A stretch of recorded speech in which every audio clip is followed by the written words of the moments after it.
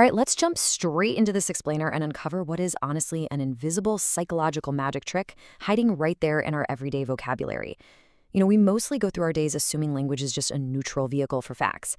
But is it? Researchers in cognitive psychology say absolutely not. Every single word choice is a decision that frames a message, completely shaping not just what we think, but how we feel and act. So today, we're going to unpack exactly why word choice changes perception and how you can spot this hidden influence in your own daily life. Think about how the exact same military outcome can trigger intense outrage or just passive apathy simply by swapping out a few words. Consider the phrase loss of innocent life. That is heavy, right? It forces you to confront the immediate, emotional weight of human suffering. But what if we say collateral damage instead? It describes the exact same objective reality, but it uses this abstract, technical euphemism.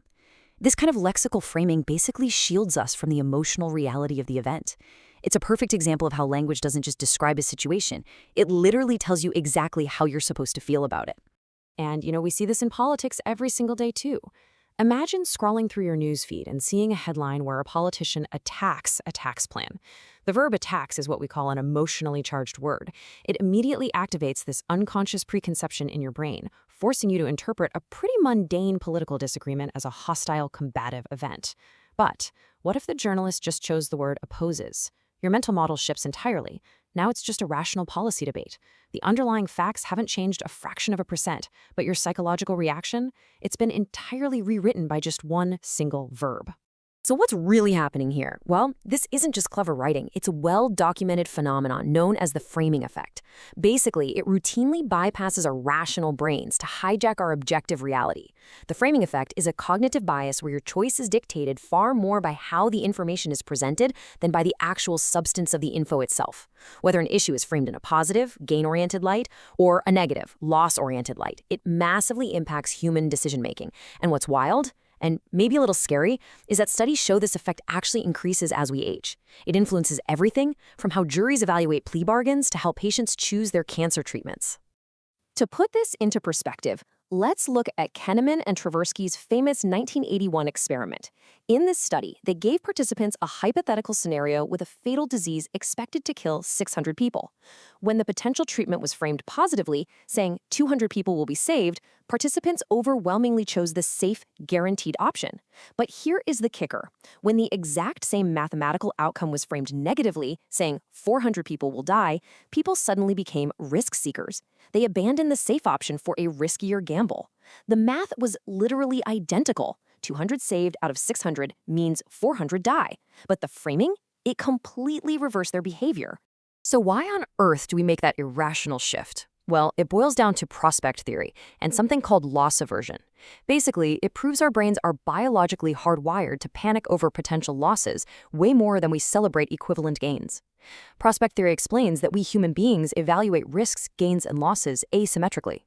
To put it simply, we experience the pain of a loss roughly twice as intensely as the pleasure of a gain. Because of this built-in biological bias, communicators can trigger immediate, intense bodily and cognitive reactions just by framing a message around what you might lose rather than what you might gain. Now, this psychological bias works hand in hand with the actual mechanics of language, specifically denotation versus connotation. Let's take the words happy and ecstatic.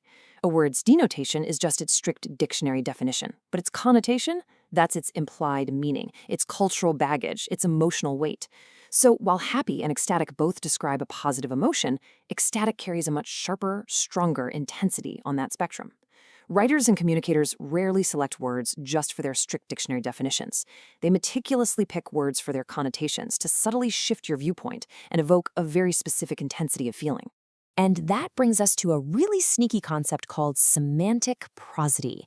This means that even neutral-seeming words have hidden baggage that subtly shifts how we view things. Semantic prosody is the way certain words tend to hang around mostly positive or mostly negative words, absorbing their emotional tone. Think about the words cause and produce. They're basically synonyms, right?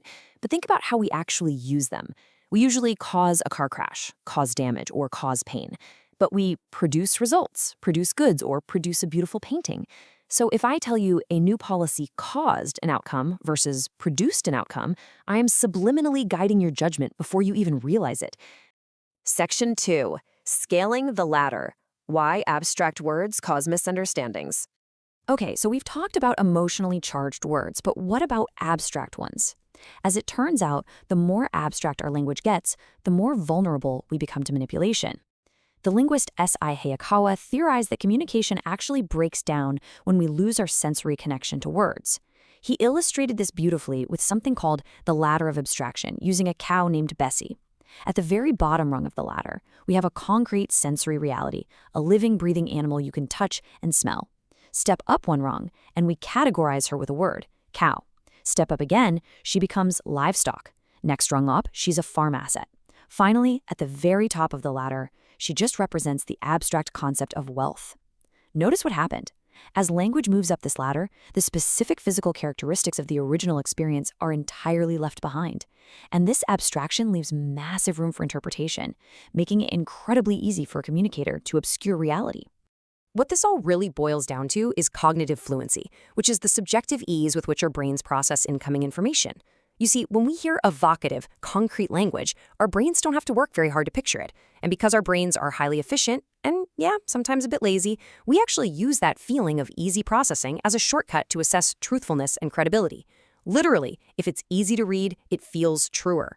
Abstract corporate jargon destroys cognitive fluency, which is exactly why we inherently distrust it. If you want to see the ultimate mastery of cognitive fluency in action, just look at literature. Take Shakespeare, for example. The guy invented over 1,700 words and used incredibly evocative physical language to anchor complex emotions. Listen to this quote from Hamlet describing a poisoning. "And in the porches of my ears did pour the leprous distilment." I mean, wow.